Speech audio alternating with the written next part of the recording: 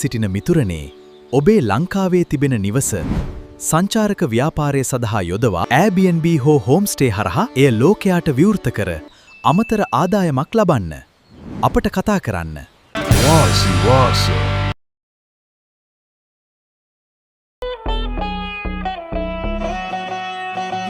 දන්නෝ දනිති මේ චිත්‍රය මගේ ටීෂර්ට් එකේ තියෙන චිත්‍රය මගේ චමත් කියලා ඕස්ට්‍රේලියාවේ ඉන්න යාළුවෙක් කිව්වේ මේකේ තියෙන්නේ ඇබෝජින් වරුන්ගේ සාම්ප්‍රදායික චිත්‍රයක්. ඇබෝජින් වරුන් කිව්ව හැටි අපිට මතක් වෙන්නේ කවුද? ඒ තමයි බූමරංගය. බොහෝ දෙනෙක් දන්න කාරණේ තමයි ඇබෝජින් වරුන්ගේ සාම්ප්‍රදායික ආයුධයක් තමයි ගැහුවම ආයේ ඒ දඩේමේ වැදුන් නැත්නම් තමන් කරා එන බූමරංගය. හැබැයි අපි දන්නේ බූමරංගයේ තියෙන්නේ ඕස්ට්‍රේලියාවේ ඇබෝජින් වරුන් සතුව කියලා. හැබැයි ඔබ දන්නවද ශ්‍රී ලංකාවට ආවේනික බූමරංග තියෙනවා. වැඩේ තියෙන්නේ අපි මේවා මාකට් කරලා නැති එකයි. මම මේ ඉන්නේ යාපනයේ පුරාවිද්‍යා දෙපාර්තමේන්තුවට අයත් මියුසියම් එකේ. එහෙම නැත්නම් කෞතුකාගාරේ. මම මෙතෙන්ට එන පාර කියන්නම්. ඉතින් යුද්ධ කාලෙත් මෙතන බොහොම ආදරයෙන් යාපනයේ ඉන්න පුරාවිද්‍යා නිලධාරීන් විශේෂයෙන් මෙතන හිටපු දැසන් උපනයන පුරාවිද්‍යා නිලධාරියා මට මතක විදියට එතුමා එනවා වෙලරාස. එතුමා තාම මේ වෙන විටත් ජීවතුන් අතර ඉන්නවා. එතුමා බොහොම ආදරෙන් මේක ආරක්ෂා කළා. කිසිම කෙනෙක්ට එන්න දෙන්නේ නැතුව මේ අපේ උරුමය බොහොම ආදරෙන් ආරක්ෂා කළා. ඉතින් අපි යාපනයට ආවම ගොඩ දෙනෙක් මෙහෙම පුරාවිද්‍යා කෞතුකාගාරයක් තියෙනවා කියලාවත් දන්නේ නැහැ. එන්න පාර අපි කියන්න. යාපනයේ ඊළඟට ආවොත් එන්න ඇවිල්ලා අපේ රටේ තියෙන බූමරංගයන් බලන්න. විශේෂයෙන් ඕස්ට්‍රේලියාවේ ඉන්න අපේ ශ්‍රී ලාංකිකයන්ට ආරාධනා කරනවා ඕස්ට්‍රේලියාවේ ඉන්න ඇබෝජින් මිතුරන්ට ඕස්ට්‍රේලියානුවන්ට ගිහින් පෙන්වන්න අපිටම ආවේනික බූමරංගයක් තිබුණු බව. එන්න මේ තියෙන්නේ යාපනයේ පුරාවිද්‍යා කෞතුකාගාරේ යන් ඇතුළේ.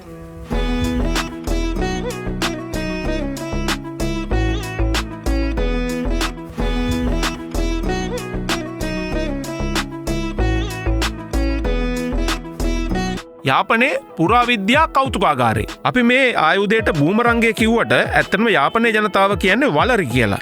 මේක දෙමළ වචනයක්. වලරි ලංකාවට එන්නේ නැත්තේ බොහෝ දුරට දකුණු ඉන්දියාවෙන්. මොකද අදටත් වලරි දකුණු ඉන්දියාවේ භාවිත වෙනවා. හැබැයි වලරි වේවා බූමරංග වේවා මේ දෙකම ක්‍රියා කරන්නේ එකම භෞතික විද්‍යාත්මක කාරණයක් අනුව. මේ භෞතික විද්‍යාත්මක කාරණය තමයි බර්නූලිගේ මූලධර්මය සහ ජෙරොස්පික් පූර්වායනය. බර්නූලිගේ මූලධර්මයේදී වලරියේ තලේ එක් පසක් උත්තල වන අතර අනෙක් පස තලාකාරයි. ආයුධයේ භ්‍රමණය වෙන විට ලැබෙන එසවුම් බලය නිසා ගුරුත්වාකර්ෂණයට එරෙහිව වැඩි වේලාවක් වාතයේ රැඳී සිටිනවා. ඇත්තටම ගුවන් යානයක් ගමන් කරන්නෙත් ওই කාරණේ හින්දාමයි. අනිත් එක තමයි ජයිරෝස්පික් පූර්වායනය. ආයුධය අධික කෝණික ප්‍රවේගයකින් භ්‍රමණය වන විට එහි ඉහළ සහ පහළ තල අතර ඇතිවන වායු ප්‍රවේග වෙනස නිසා හටගන්නා බලය මගින් ආයුධය වක්‍රපතයක ගමන් කරවනවා. බූමරංගය වගේම වලරියත් හැම විටම කැසූ කෙනාගේ අතට ආයෙ එනවා කියලා කියන්නම බෑ. සමහර ඒවා එනවා, සමහර ඒවා යලි නොයන වලරි සහ බූමරංගත් තියෙනවා. ලංකාවේදී නම් මේ වලරිය පාවිච්චි කරලා තියෙන්නේ බොහෝ විට කුඩා සතුන් සහ කුරුල්ලන් දඩයම් කිරීම සඳහා. ඉතින් ඔන්න යාපනයේ ගියොත් අනිවාර්යයෙන්ම ලංකාවේ බූමරංගය එහෙම නැත්නම් වලරිය බලන්න අමතක කරන්නත් එපා. ලෝකයට මේ පණිවිඩය ගෙන යන්න අමතක කරන්නත් එපා. මං මෙතෙන්ට එන පාර කියන්නම්. ඉතින් යුද්ධ කාලෙත් මෙතන බොහොම ආදරයෙන් යාපනයේ ඉන්න පුරාවිද්‍යා නිලධාරීන් විශේෂයෙන් මෙතන හිටපු දැසන් උපනයන පුරාවිද්‍යා නිලධාරියා මට මතක විදියට එතුමා එනවා වෙලරාස. එතුමා තාම මේ වෙන විටත් ජීවතුන් අතර ඉන්නවා. එතුමා බොහොම ආදරෙන් මේක ආරක්ෂා කළා. කිසිම කෙනෙක්ට එන්න දෙන්නේ නැතුව මේ අපේ උරුමය බොහොම ආදරෙන් ආරක්ෂා කළා. ඉතින් අපි යාපනයට ආවම ගොඩ දෙනෙක් මේ පුරාවිද්‍යා කෞතුකාගාරයක් තියෙනවා කියලාවත් දන්නේ නැහැ.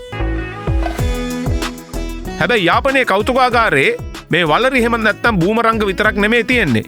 අපේ රටේ උතුරු ප්‍රදේශයෙන් හොයාගත්ත ගොඩාක් පුරාවිද්‍යා සාධක මේ යාපනයේ කෞතුකාගාරයේ තියෙනවා. ඒ අතරින් මේ කටවල් 7ක් සහිත මුට්ටිය විශේෂයි. හැබැයි මේ මුට්ටිය පාවිච්චි කරලා තියෙන්නේ මොකටද කියලා තාම හරියට හොයාගෙන නැහැ. බොහෝ දෙනෙක් කියන්නේ මේක සංගීත භාණ්ඩයක් වෙන්න පුළුවන් කියලා. ඒ අතර මේ වගේ යාපනයටම විශේෂ වෙච්ච උපකරණ තවත් රාශියක් යාපනය පුරාවිද්‍යා කෞතුකාගාරයේදී දකින්න පුළුවන්.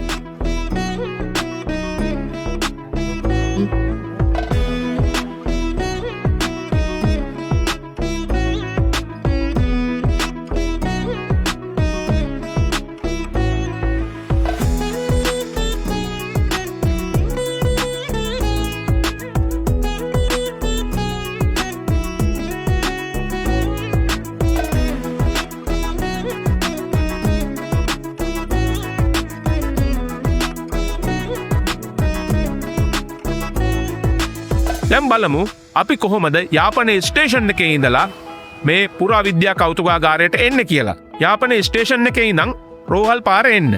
නාවලර් පාරට හැරෙන්න. නාවලර් පාරේ ටික දුරක් යනකොට නාවලර් සංස්කෘතික මධ්‍යස්ථානය අපිට දකින්න ලැබෙනවා.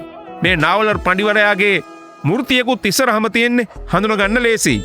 මේ පඬිවරයාගේ ගේ තිබිච්ච ස්ථානය තමයි අද පුරාවිද්‍යා ස්මාරකයේ තන්ලා තියෙන්නේ. ඔහු යාපනයේ ජීවත් වෙච්ච විශිෂ්ට පඬිවරයෙක්.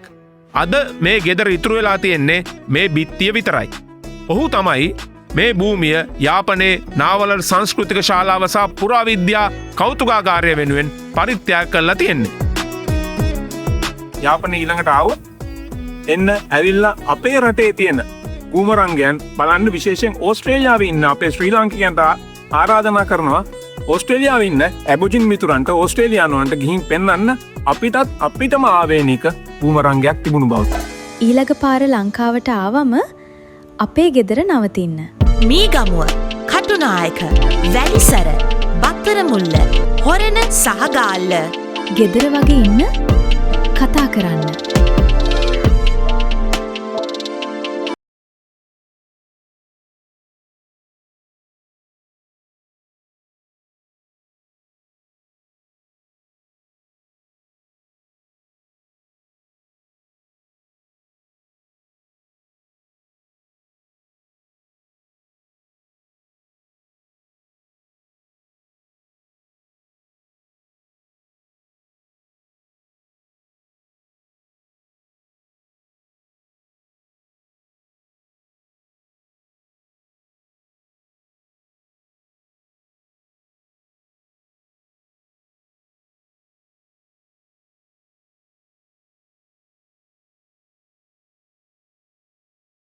ගෙතර සිටින මිතුරනේ, ඔබේ ලංකාවේ තිබෙන නිවස සංචාරක ව්‍යාපාරය සඳහා යොදවා Airbnb හෝ හෝම්ස්ටේ හරහා එය ලෝකයාට විවෘත කර අමතර ආදායමක් ලබන්න.